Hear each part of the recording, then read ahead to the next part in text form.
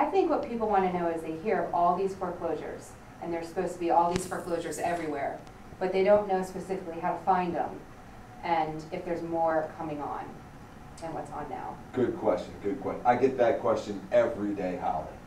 You know what happens is that millions and millions of homes are foreclosed on, but it is a very, especially here in the state of Maryland, it's a very consumer-friendly state.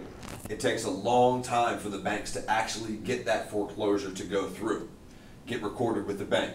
Then they assign it to an agent. The public doesn't know about it or doesn't have access to get into it. They assign it to an agent. The agent is responsible for going out and checking to see if the home is vacant. If it's vacant, it becomes on the market and goes with an agent and goes on the MLS much quicker.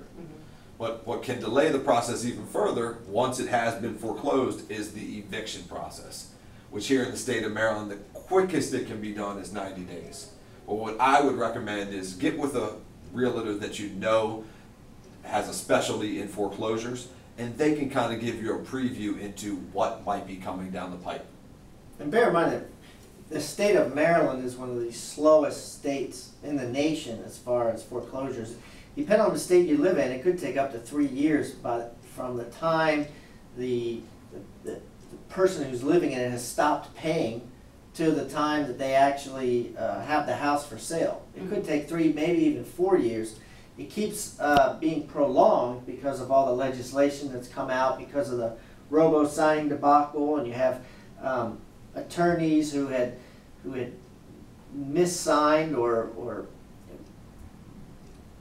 took care of the deed process wrong. It's just prolonging these dates longer and longer. So if it's taking a long time, if you have your eye on a foreclosure that you think is a foreclosure, or someone in your neighborhood that you know has not been paying the mortgage, it could be a long time coming before you actually see a for sale sign in the front yard.